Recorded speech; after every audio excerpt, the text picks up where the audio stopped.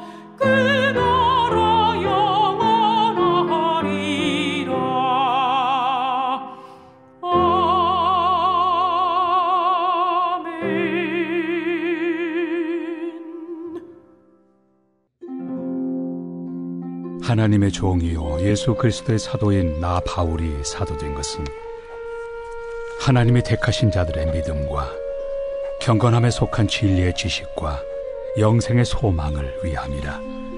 이 영생은 거짓이 없으신 하나님이 영원 전부터 약속하신 것인데 자기 때에 자기의 말씀을 전도로 나타내셨으니 이 전도는 우리 구주 하나님이 명하신 대로 내게 맡기신 것이라.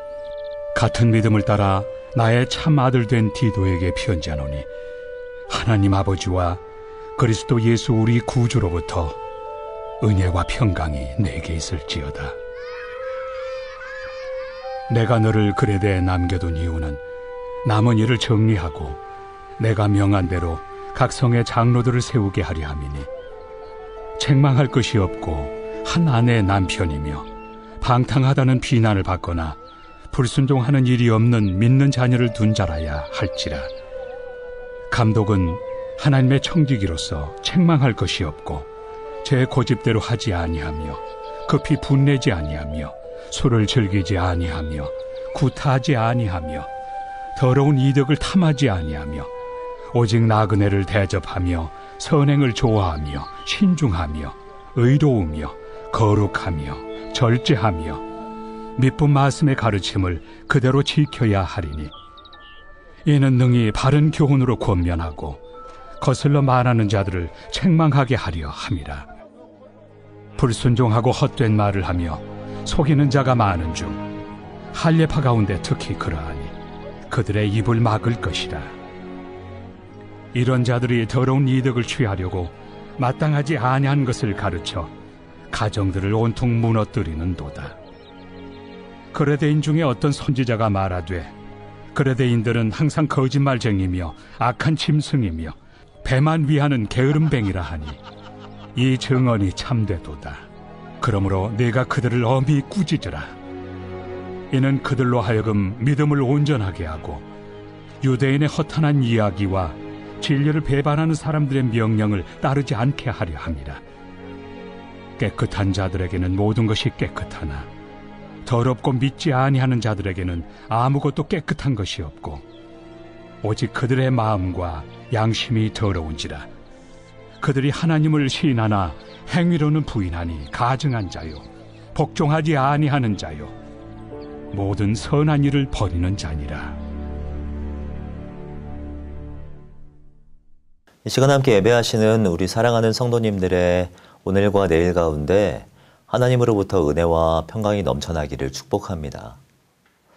오늘부터 함께 나눌 이 디도서 말씀은 디모데 전후서와 함께 목회서신으로 잘 알려진 말씀입니다.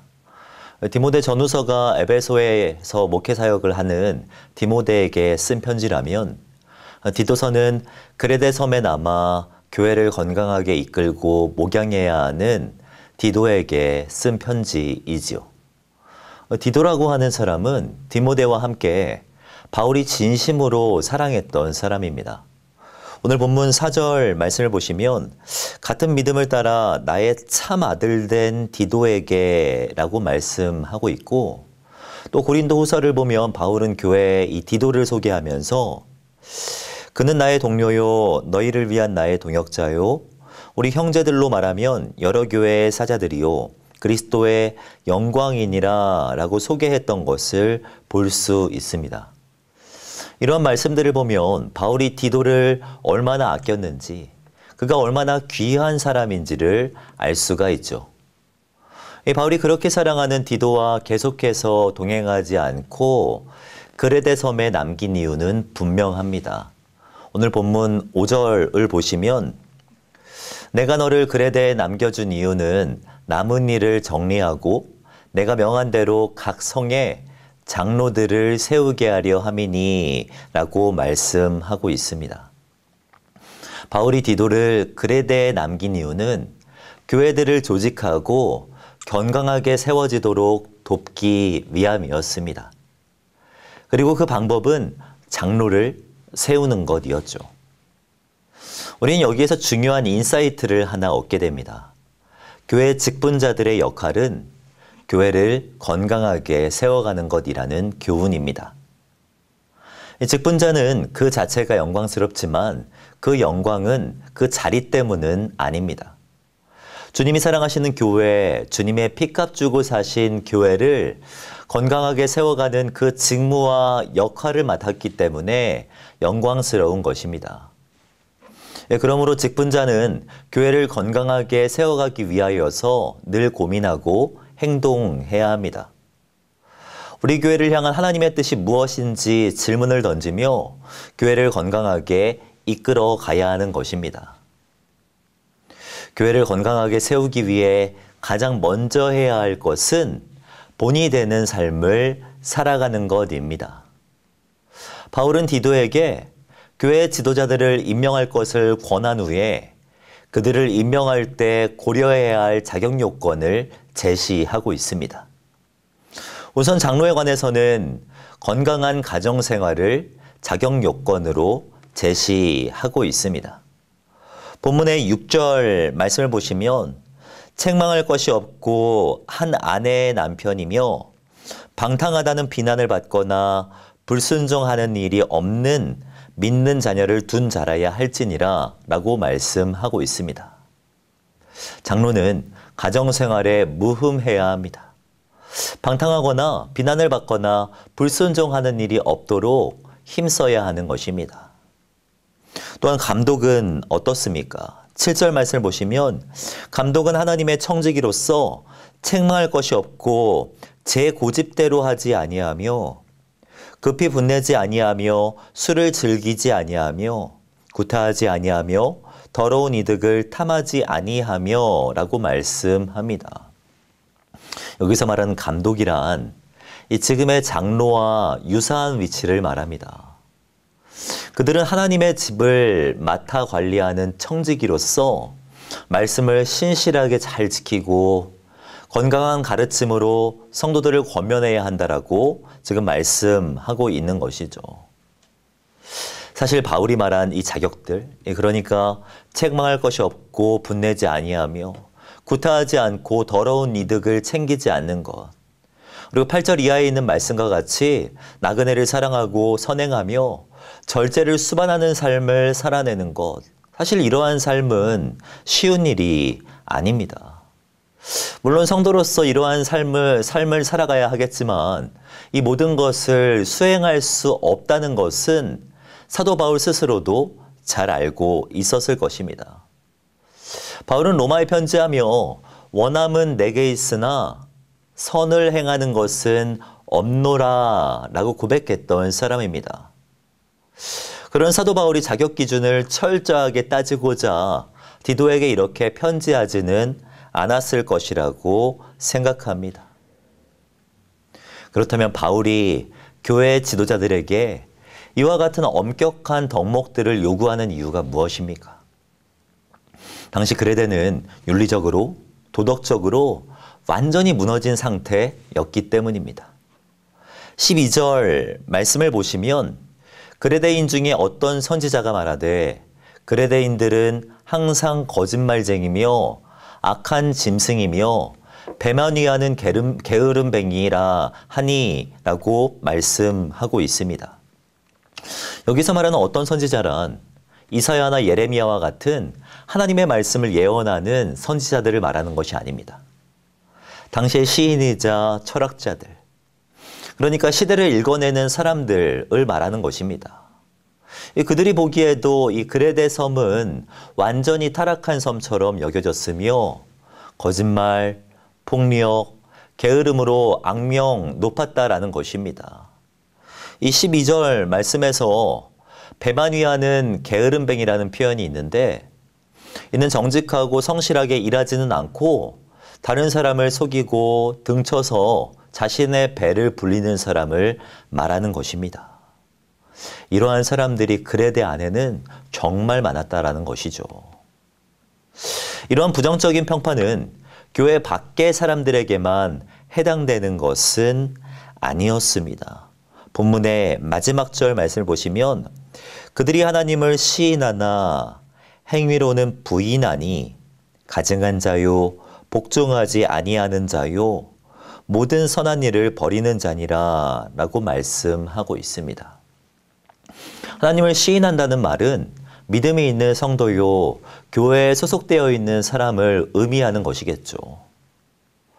그런 성도들이 행위로는 하나님을 부인하며 가증한 일을 하고 불순종하며 모든 선한 일을 행하기에 부적합한 사람들이었다라는 말입니다.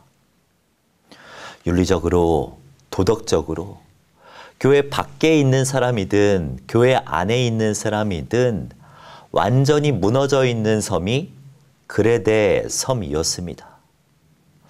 이와 같이 윤리적으로 완전히 무너져 있는 그레데를 생각하며 교회 리더십은 본이 되는 삶을 살아가야 한다고, 그것으로 세상과의 다름을 보여야 한다고 사도 바울은 편지를 통하여서 말씀하고 있는 것입니다.